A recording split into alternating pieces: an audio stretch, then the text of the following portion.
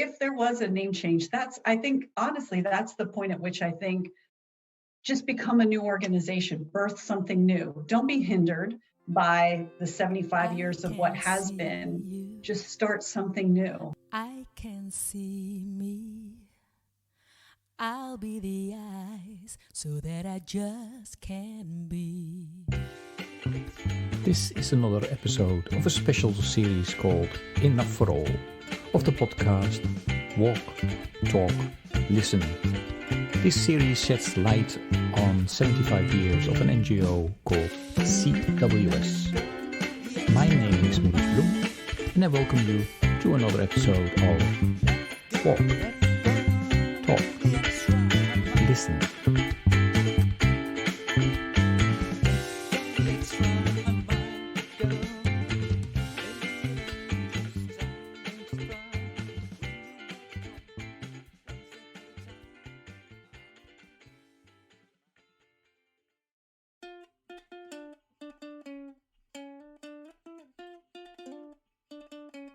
Okay, good day, everybody. This is another episode of our podcast about CWS, and I have two very good friends.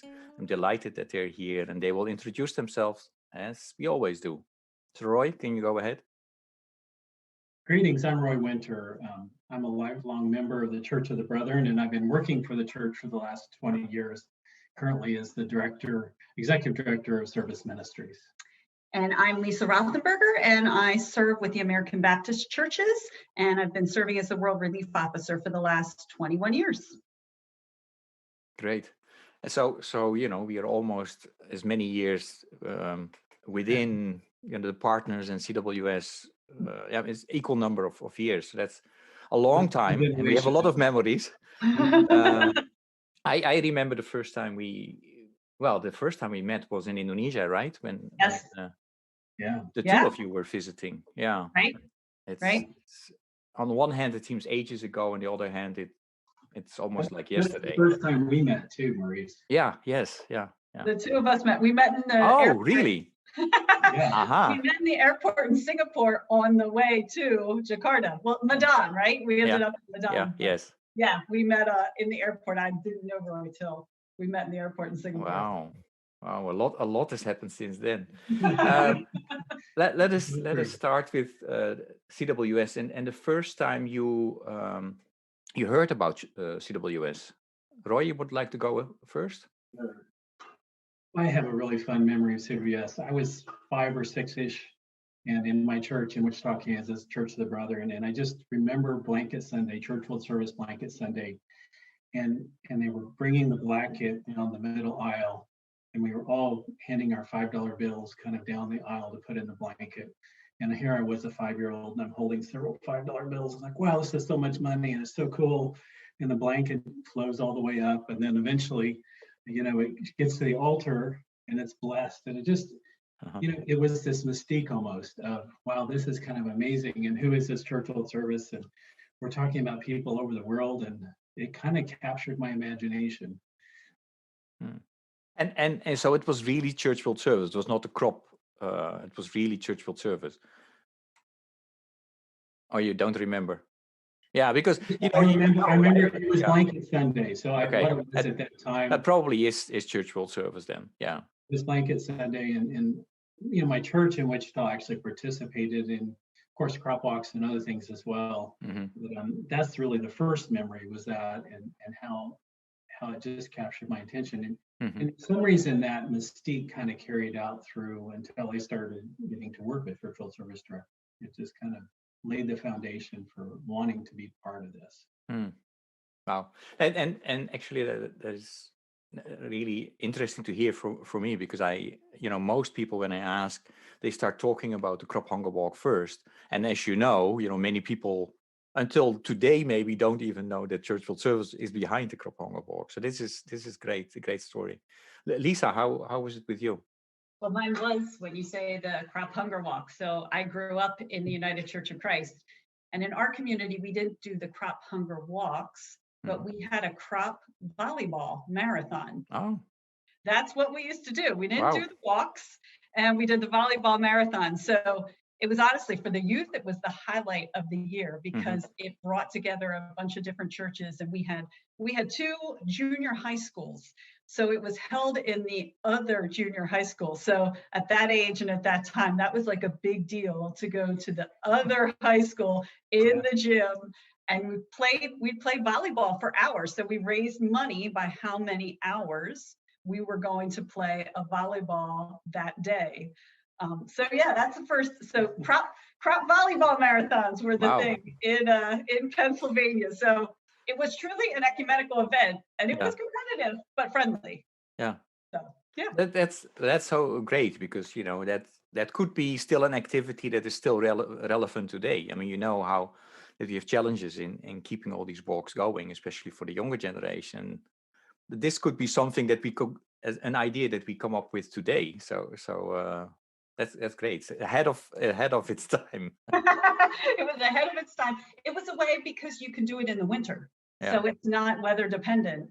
You can do it at any time of year, really, and you're not worried about, is it going to rain? Is it going to snow? It's going to be inside, and it was a lot of fun. So that we looked forward to doing that each year.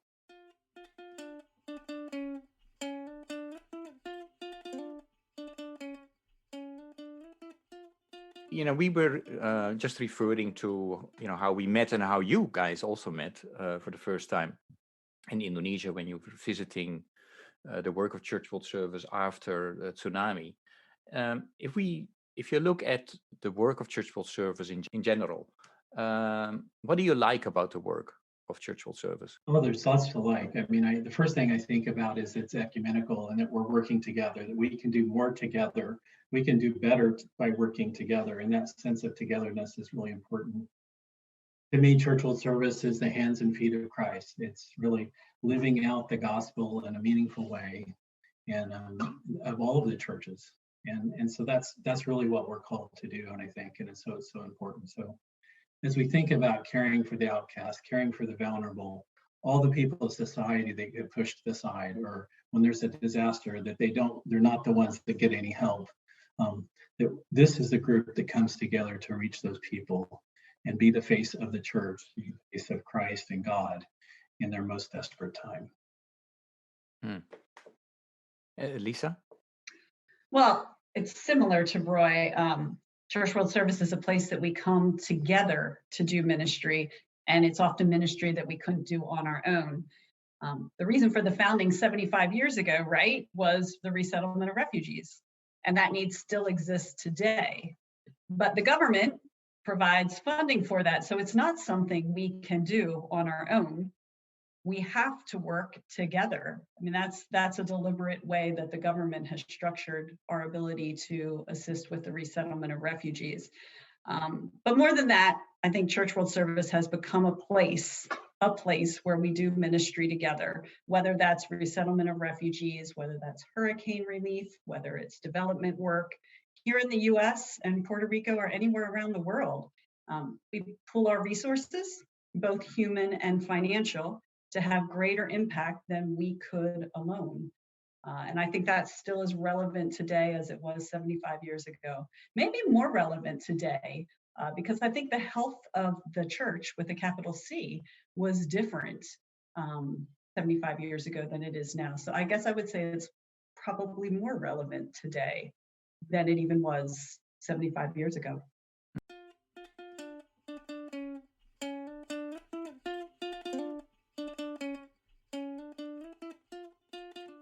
The two of you have been involved with the work of Cyril, yes, for quite a long time, but also, yeah, I mean, of course, first as representatives of your communion, so and but also as board members, right? And so tell a little bit about how you have been involved in the different ways with Church World Service. Yeah, I've had a number of roles. For a while, I was a Church World Service board member. This was before the board reorganized, including being the first vice chair during that transition. I've spent 17 years as part of what's currently called the Development and Humanitarian Assistance Advisory Group. It's had a few different names through the years and combined, but currently the chair of that group and enjoy kind of helping guide some of that work. relationships around that work. And I'm also the Church of the Brethren representative to the member meetings for Church World Service. So have lots of places of connections that we enjoy. And if you think back, Roy, about the different roles that you've played, can you what is a significant experience as the chair of the Development and Humanitarian Assistant Advisory Group? A significant experience that you have had as the chair. No, in some ways, I've been the chair during the pandemic, and I haven't been a chair very long because Lisa was the chair before me, and so this is a fairly new role. But I'm just kind of navigating through the pandemic. We have new leadership and a pandemic to kind of navigate and keep people connected. And I'm actually really pleased. The other members of the advisory group have continued to stay engaged. Some have been more engaged in some ways since the pandemic, and they're not traveling as much. And you always wonder when these changes happen, how are people going to react? And I've been actually just really pleased to see the good connections, the good reaction by all the different denoms involved with that committee. That's great to hear. Lisa, what about you? Well, so I started as the amateur volleyball player, right? Yes. The cross tournaments.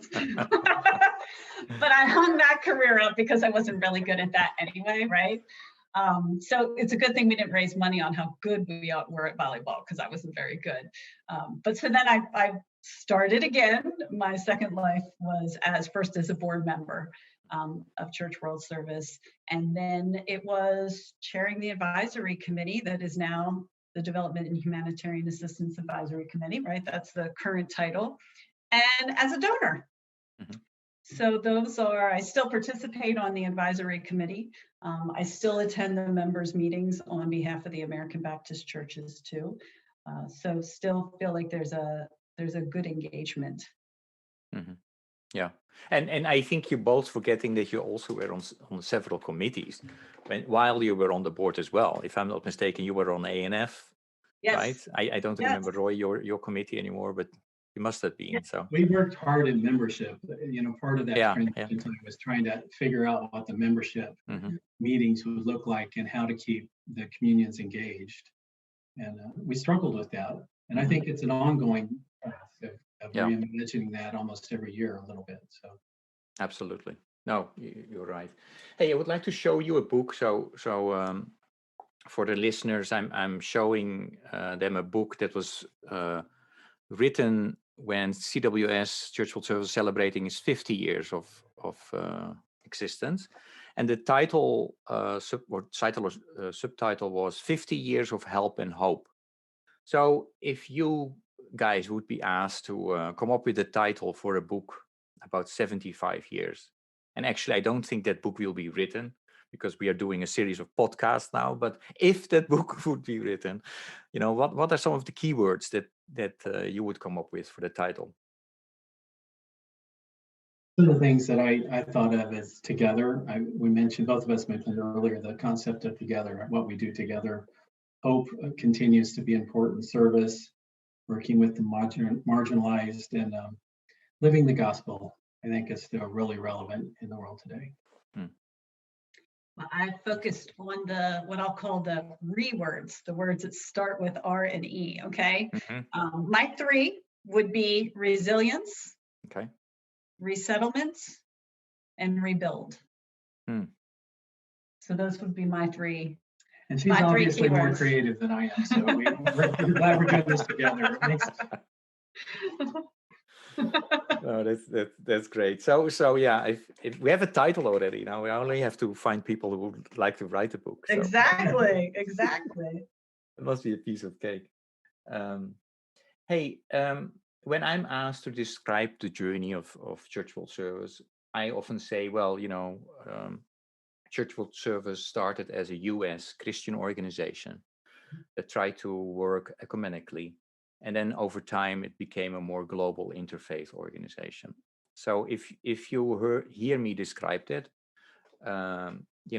would you agree with me? And if so, why? And if you don't agree, can you also please explain why? And how would you then describe it?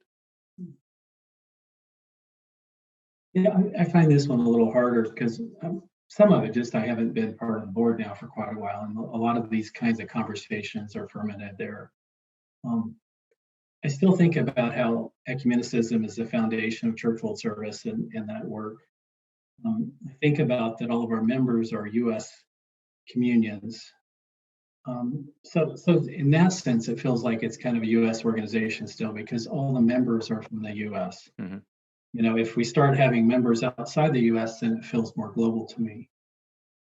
Church World Service has many global partners. It seems to me part of the evolution is that CWS does less direct implementation. So there has been a movement of doing for others to working more locally and doing with local organizations and partners. When we let these partners take the lead, we reflect more of the global spirit in our ministries. Mm-hmm. Yeah. Okay. Lisa, what's your take on this? Well, Thanks, so Roy. for me, this is one that I have struggled with, I think, or more accurately, I've struggled with seeing it as an evolution. Mm-hmm. I think it's because I don't clearly see the differentiation. CWS to me has been a Christian organization that does ministry globally. And sometimes that involves people of other faith, whether they're the ones doing the work or a recipient of the work. So I've seen it as both. So to me, it's not an evolution, but rather a statement of what is. Mm-hmm. So now I'll part of my struggle, I'll say something a little more controversial, okay? As I've thought about this a lot over the years, I've thought, if it is different, at what point does an organization change so significantly that it's no longer the organization it once was, and therefore should become a new organization? Organizations like businesses, they all have a life cycle, and all are not meant to be in perpetuity. Church World Service was founded by U.S. denominations to do work on their behalf or that place to work together. At the point at which that's not a viable ministry model anymore, I would prefer that we celebrate what has been accomplished and bring closure to that entity. That, I believe, has integrity. And I think we see organizations that decline or no longer exist as a failure, but rather I see them as an organization that has served its stated purpose, and that's something to be celebrated. So even for me today, if Church World Service ceased to exist in the 76th year, I think of all we have to celebrate, and that would certainly not mean that CWS was a failure, but rather an incredible success over almost 8 decades.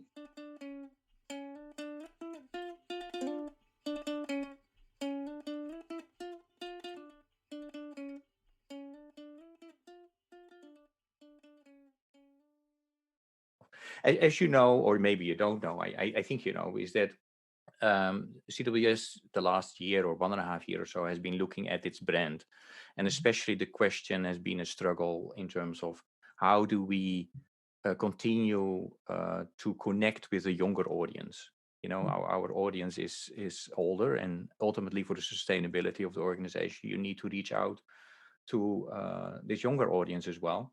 And part of the branding exercise was also looking at should we change the name of the organization, and you were part of that discussion as well, if I'm not mistaken. But I still, for this podcast, I would like kind of to talk about this a little bit. What would be your reaction or your feeling if Church World Service would decide, and then we know that it has to go through a whole process, but if we would go into, yes, we need to change our name, how would you feel about it? Can we go first on that one? Sure. I'll go first on that one. So I think even within our own denomination, right? Denominations, I will say, we all have this struggle of how we appeal to the younger audience. And I think most often we approach it as though that's a new struggle. But I think that struggle has been the struggle of every generation before us. Things have sped up, certainly, and the ways in which information is communicated is certainly light years faster than it was. But I think 20 years ago, they were probably talking about how they reached me at my 30s. And we all become, as we know, we're all in our 50s now, right? We all become that older generation at some point, and that becomes the sustaining financial base of most of the church with a capital C and the entities that are supported by the church. So I think we look to change a lot to attract, or we consider changing a lot to attract a younger audience. I think that's always been the case.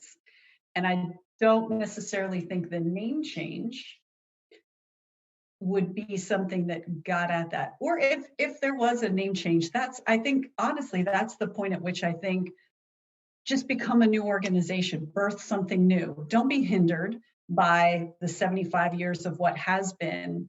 Just start something new. It doesn't have to be an organization with a name change. That's where I think the ceasing to exist, or that's where I think Church World Service will have run its course. It will have served the purpose that God intended for it to serve. And instead of looking at that as a negative, I can see that as a wonderful positive, and would honestly be very open to freeing up the new entity to be what it sees it needs to be for the next 75 years, not hindered by the past.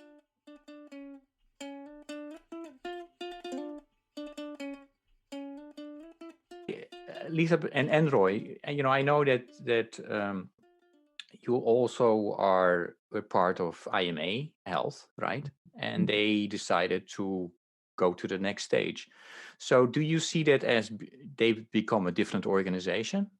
Or how do you see that? Because in a way, they also received a new name, but I think it's very much still IMA Health, but they are named differently. Although I understand they still use their name as well. So how do you see that? Right.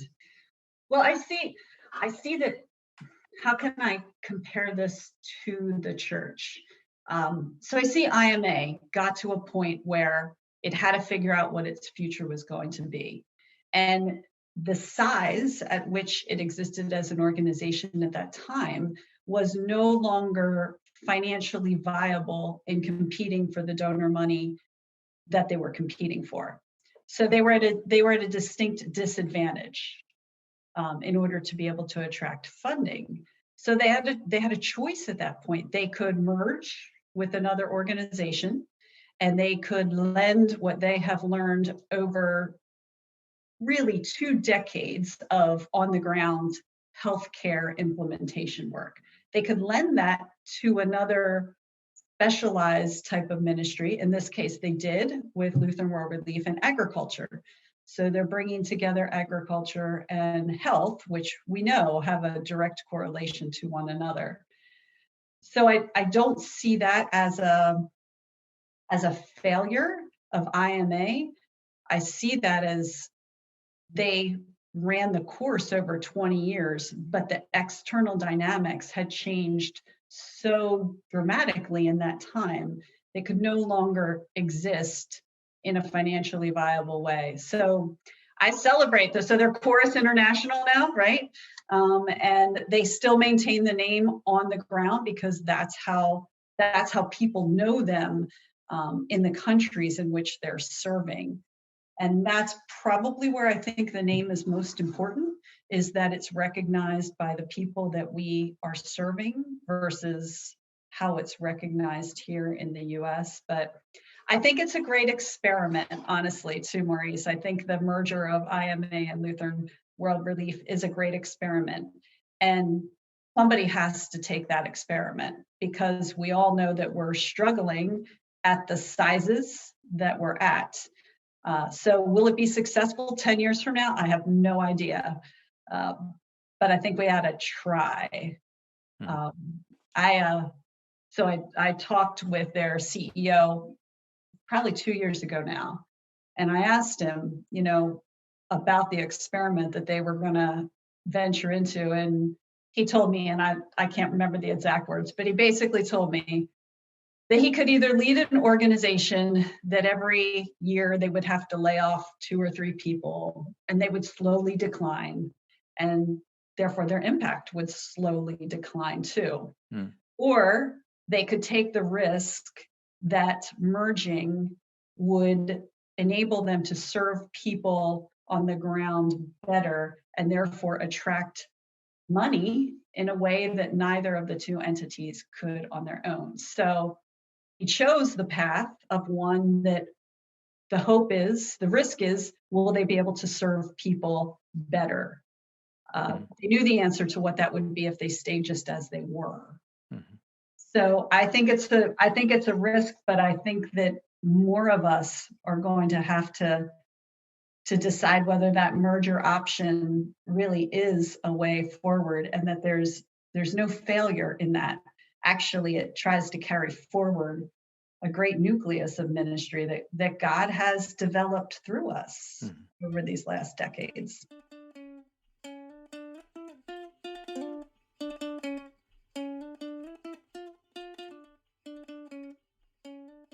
Okay.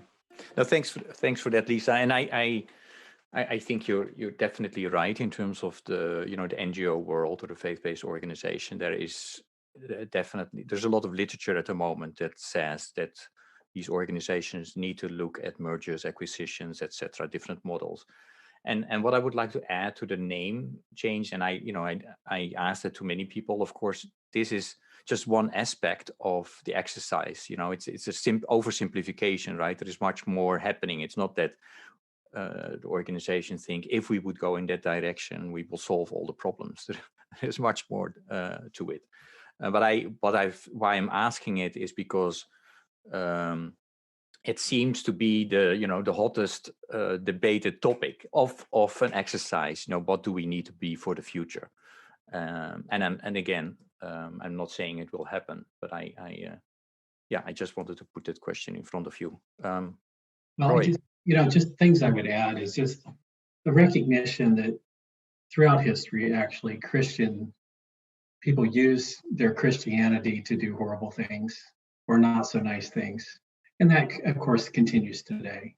And so it feels like for many young people and many who've left the church that there's a hypocrisy, or that people talk about being Christian and then they use that to hurt people or to exclude people or to whatever it is. And I think that that's part of the inherent challenge of both being church today, is that is accelerating, as you said, but also we have an organization with the name church in it. How do you go forward? And for me, the thought challenge I have is then how do you balance that with this is the identity of the organization, this is the founding of the organization, and in some ways, this is what makes Church World Service different, is that it is a member organization of denominations. And if we take away that part that's different, how is it still relevant anymore and not just another NGO? So that's not an answer to your questions, but it's just part of the dialogue for me, the struggle, the tension between those two things. How do we find that?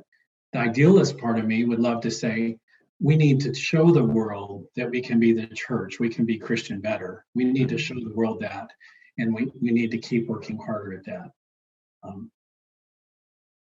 That's a bit of an idealist side of me.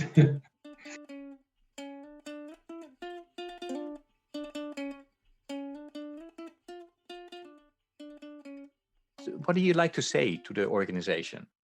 What do you want to wish for Church World Service? I'll start.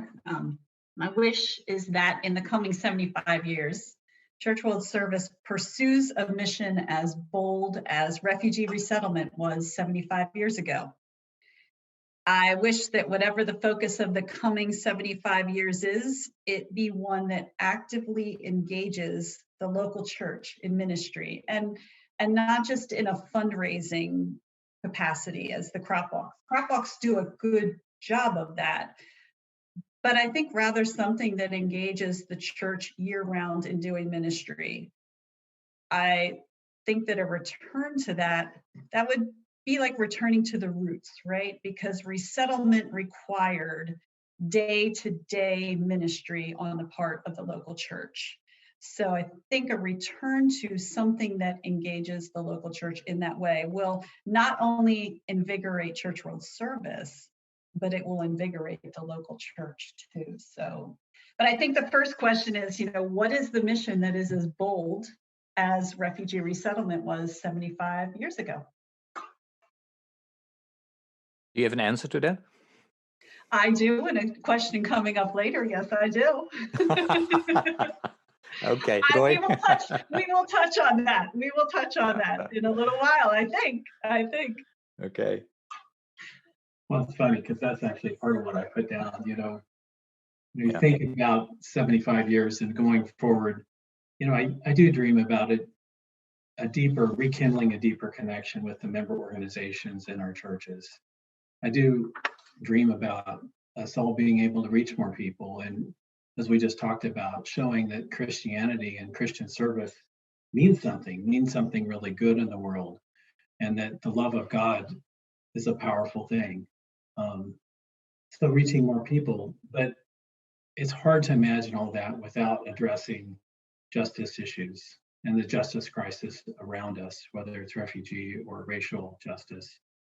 And so I imagine us dreaming about a racial justice program focus for church world service. I do. That would build new relationships and partners. And it's challenging. And that's taking some of our thunder from the future, which I'm talking about as well. But that's what came up even in this conversation here. And it's something Lisa and I talk a lot about. It is something close to our hearts when we talk about racial justice. It doesn't steal my thunder. But I'll talk about it now, Maurice, if that's okay. Yes. I really appreciate the question about the future of church world service. And I do think that the mission could certainly be shaped around fighting injustice, and especially racial injustice within the United States and Puerto Rico. I've found that I'm quite passionate about this. And it's not that it surprises me. I've just found that thinking about it, I've found a lot of energy. I think I'd be bold enough to say that I can imagine that God is calling Church World Service to do this ministry in 2021 and beyond, just as God called us to the resettlement ministry 75 years ago. And I don't see that as something that is divergent. Rather, I see it as an extension of the ministry that Church World Service has done for the past 75 years. And I'll explain that a little bit. I see refugees that have been resettled in the US are both white and people of color. So we have brought people here. We've helped them resettle into a life that we hope is better than the one that they fled. But how have we begun to address the obstacles they face in the US once they're here? And those obstacles are because of their race. And I don't ask this question to just Church World Service, but I think it's a question for the church with a capital C itself. What have we done to address the obstacles that people of color face in the United States? So here's what I believe. I believe the church can't stay silent on this issue. We can't continue to stand on the sidelines and wait for someone else to take the lead. I think the church with the capital C needs to lead. The church is in every community. The church has a network of leadership and laity to do the hard, and I think the really hard relational work that needs to be done. And if the member communions of CWS would come together around ending racism, like they did around resettling refugees years ago, I just imagine what could be possible. I honestly begin to see a path forward in which equity and justice permeate the fabric of our lives. But I'm not naive in thinking that it's going to be easy or fast. On the contrary, I honestly can't conceive of how long, even if we have sustained effort, it will take to see that day. But I believe that if the church doesn't lead, we will have missed a ministry opportunity that God is revealing to us again and again and again. And he reveals it to us. We see it every night, every week, every month on the TV as another person of color is treated differently than I would be.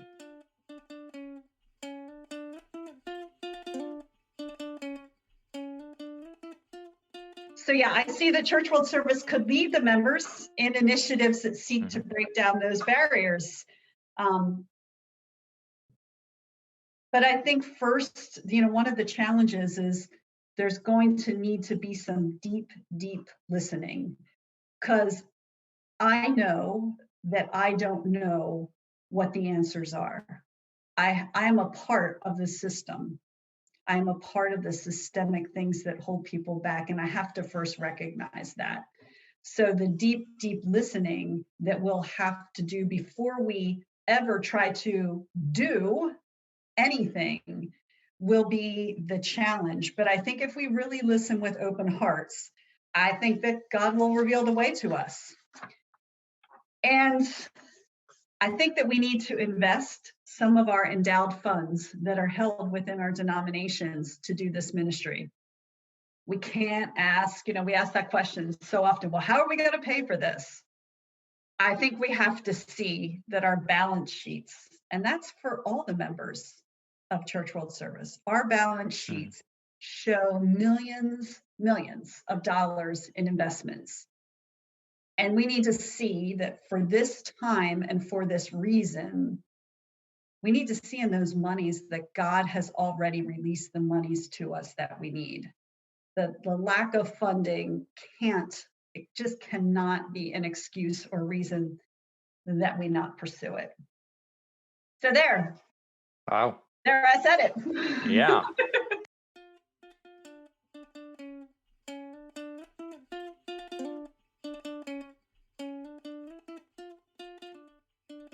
Thank you for this thought-provoking idea, and I think it's great. I have two questions around this to both of you, and the first question is, so if you would say this shift or this emphasis on racial injustice for Church World Service, would that mean that you're saying that Church World Service focus mainly on the US, or will it incorporate it in all of its programming? So that's my first question. And then the second one is, looking back at 75 years, do you think Church World Service could have done a better job in addressing this already in the last 75 years? Because I think it's, when you use these moments to reflect and prepare yourself for the future and the now, you need to look back as well in terms of, yes, we know for sure that we did a lot of things good. Are there certain things that we should have done better? I think without a doubt, there are things that we all should have done better. Yeah. Personally, communally, and corporately. I don't know how you can end up with the system that we have today and think that there is something that we should have, could have, would have been doing better at some point in time. So certainly without a doubt. But I think whether then we mainly focus on the United States first or all around the world, I think we have to first focus and learn ourselves what it means before we try to address an issue somewhere else around the world.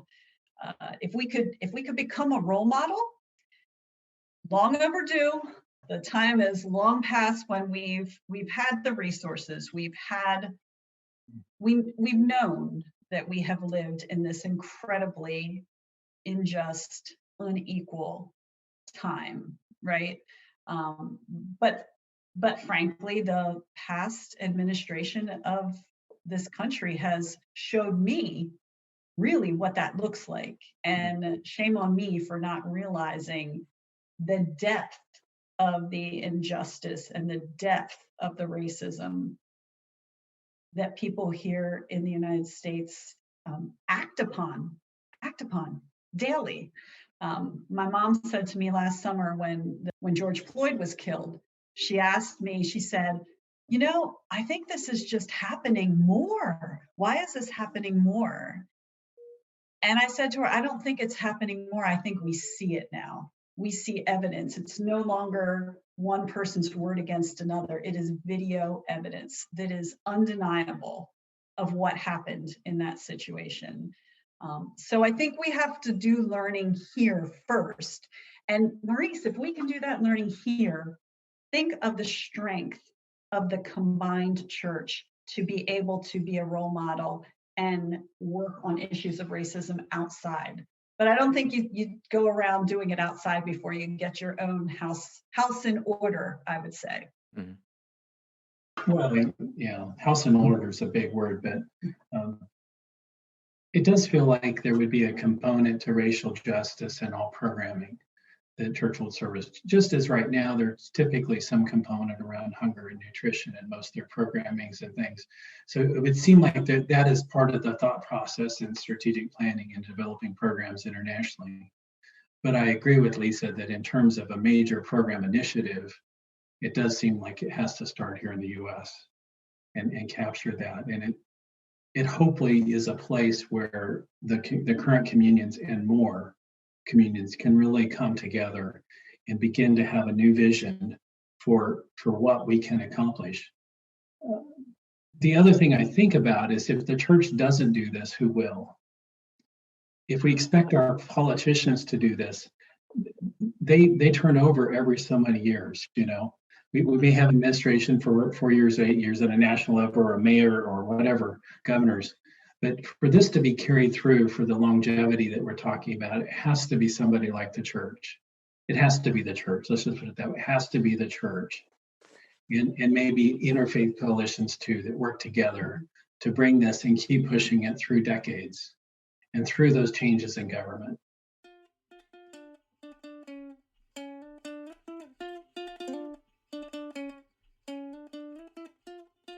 Lisa and Roy, if you have to name a colleague, a supporter, a partner of CWS who best embodies of what CWS is about, who will you name and why?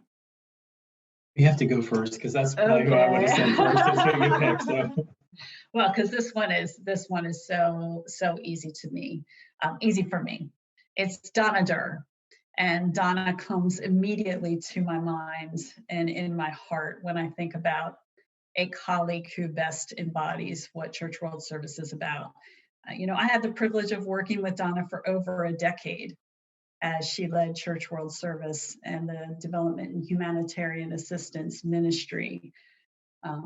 So Donna, I'll describe Donna in a few ways. Donna was, and nothing could capture, right? We could do a whole podcast on Donna Durr, Absolutely. and it would probably be the most listened to podcast ever, I would say. Yes. But this is how I'd share about Donna for those who don't know her or didn't know her. Donna was smart. She was willing to share all she knew with others. And honestly, that was especially helpful to me when I was newer to this ministry. Like, she was my go-to person. Someone asked me something that I didn't know, I'd say, I'll ask Donna. And, almost every time Donna knew the answer. Donna was networked, and she always welcomed new people into that vast network. She was trusted. She held confidences, not because that's what she felt she was supposed to do, but because that was who she was. She was humble. She was so very kind. And she was a tremendous friend to me and to so many others. And I'm going to share this story that Roy might not share, but I see it as evidence of Donna's friendship, but also of her generosity. So let me think, it's probably 5 years back. Roy's son, Jesse, was studying in Australia for a semester, and Roy and his son, Brady, wanted to plan a trip to go see Jesse and experience some of Australia together. It was one of those bucket list type trips for them. But it's not always the thing that's financially possible when you have kids in college, right? So Donna, Roy, and I were out to dinner one evening, and Roy was just talking with the two of us about this trip that they'd like to take. And without skipping a beat, Donna said, "Have you bought your tickets yet?" She said, "I've got tons of miles on British Air that I'll probably never be able to use. So let me know what dates you'd like to go, and I'll see if I can get you one of those tickets." And she did. So that was Donna. And it makes me smile every time I think about her. And I'll say it also makes me a bit teary because she left us too soon. But she embodies Church World Service to me. Yeah, thank you for sharing that, Lisa. And if I would be interviewed, I would say the same thing. So I didn't know that story, so thanks for sharing that. But it definitely sounds We sort like of, what that story doesn't get onto the whole thing, you know? Yeah. It was evidence of her. It was beautiful. Given that, I actually decided to talk a little bit about Johnny Ray. And some of that is because he was a senior member of the now DHA committee when I started, and he was a mentor and supporter. But I just saw him always working to support CWS, and he used the lens of how can we do this better together. His belief in ecumenical work, his years of support of the emergency response program, was called then, and development programs. It felt like CWS was an extension of him, and certainly an extension of his work with Week of Compassion and the Disciples of Christ. So for him, and he and Donna worked so well together, they really kind of embodied that together and how they worked and lived in the programs. We appreciate Johnny Ray. This is intimidating to me, though, because there's so many people I don't know in the Church World Service family, from staff and others that I know have had huge impact in people's lives all over the world. So to pick one feels very hard or intimidating, but Johnny came to mind, and he's the one that I kind of followed around on that trip to Indonesia with you, and I was very brand new to my roles, and he helped me feel safe and mentor me at that time. Thanks for sharing that, guys. And no, I mean, you're right. I would agree with you, Roy. I mean, it's difficult to pick one, of course, although I think for me, Donna is a really good choice. But the organization has so many different layers, right? It depends on where you started, who will pop up. We have such incredible people in the so-called field that have been with us also for 20 years and more. But when you're based somewhere, that's how your view on organization gets skewed towards that. So that's normal.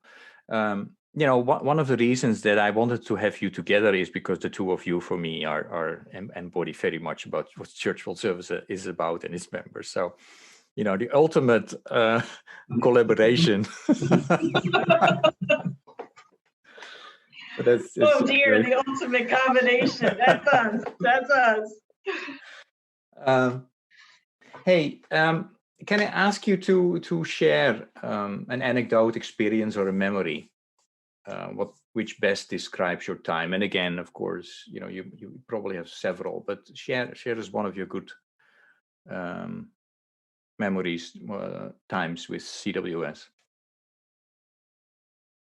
Yeah, one of the things I thought about fairly quickly that kind of amazed me that we were able to accomplish was when the domestic emergency response program was working together to create the community organized curriculum.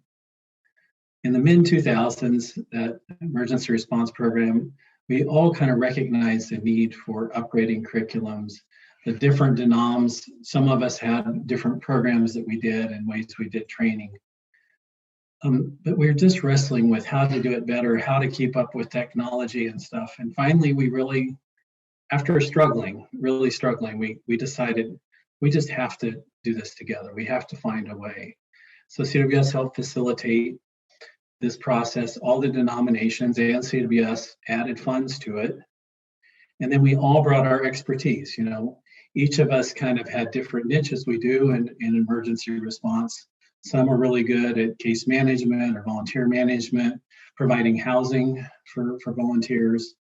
Church of the Brethren, we have children's programming, children in trauma, and we help do construction management, are kind of our specialties. So we all brought that and we came together. We hired a company and we facilitated this curriculum. And it was just such a great example of something we could really do together, all of us, and do so much better than we could do on our own. That curriculum evolved over time, and then eventually, as CWS programs evolved, it became a tools and training and laid the foundation for other things that came. But even though it didn't last, the Community Rise curriculum probably was only out there for about a decade, but it was a significant way in which we came together, and that I just still think is amazing.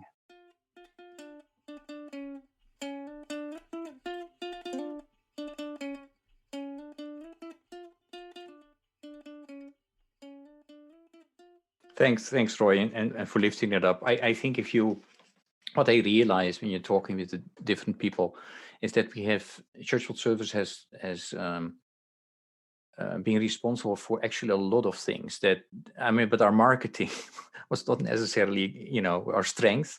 We were also one of the main organizations behind the sphere standards. And I don't think you will see that when you look at the book today, so, and again, you don't have to be, patted on your back all the time, but I think we can take a little bit more credit than we are getting at the moment as an organization. And again, I realized looking back at 75 years. So, thanks for sharing that, reminding us. Lisa. I don't have one experience, but I wanted to figure out a way to wrap up. Like, what would I say about my experiences? So plural, over these past 17 years now. One of the things that has been part of my experience is the depth of relationships I've established with Church World Service staff and the staff of other member denominations. And I don't think that would have happened without Church World Service. We come around the Church World Service table to find ways in which we can be stronger together, but that doesn't end with our ministry. It extends into relationships that move well beyond colleagues to long-term friendships.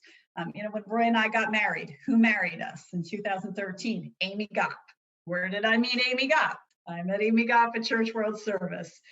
So I don't think that we see this clearly, but I believe that the relationships that are created around the Church World Service table have woven a beautiful tapestry of ministry that only God can see.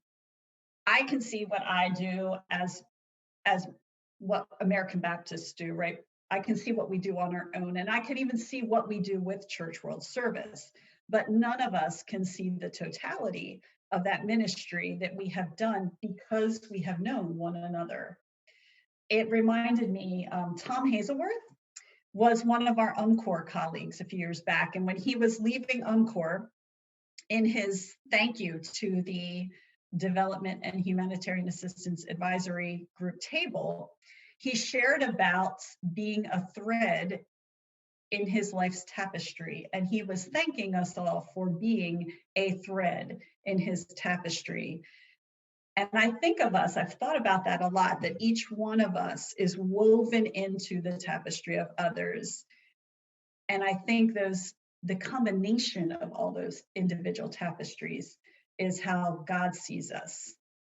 So you asked earlier about a song that represents Church World Service. Yeah. For me, I think relationally, For Good from Wicked would sum it up. And it's the lyrics in there. I've heard it said that people come into our lives for a reason, bringing something we must learn. And we are led to those who help us most to grow if we let them and we help them in return. Well, I don't know if I believe that's true, but I know I'm who I am today because I've known you. Because I've known you, I have been changed for good. And I think that is Church World Service for me personally. It sums up 17 years of experience.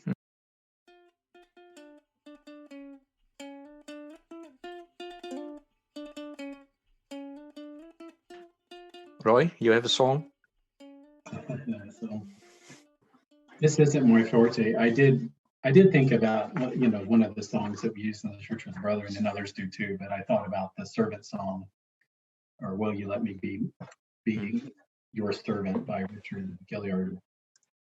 And that it fits very much with who Church World Service is out in the world.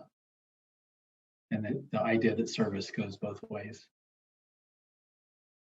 I have another song. Uh-oh. Yeah, go for it. It's going, well, you know what, you were just talking, Maurice, about the Yeah. sphere standards and Mhm. Church World Services role in that, but not needing the credit, Mhm. not taking the credit for that. So I go the country music route Mhm. and pick a few stanzas from Tim McGraw's song, Humble and Kind.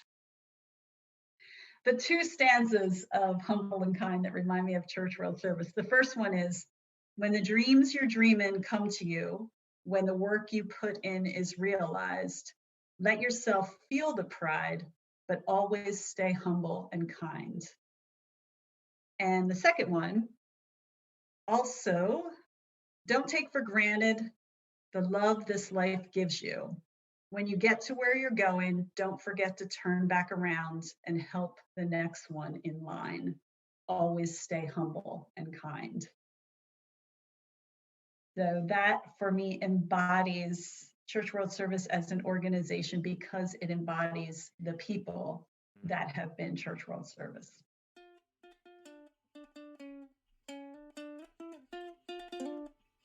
Yeah, so I'd like to thank you so much for being here and your willingness to share your experiences.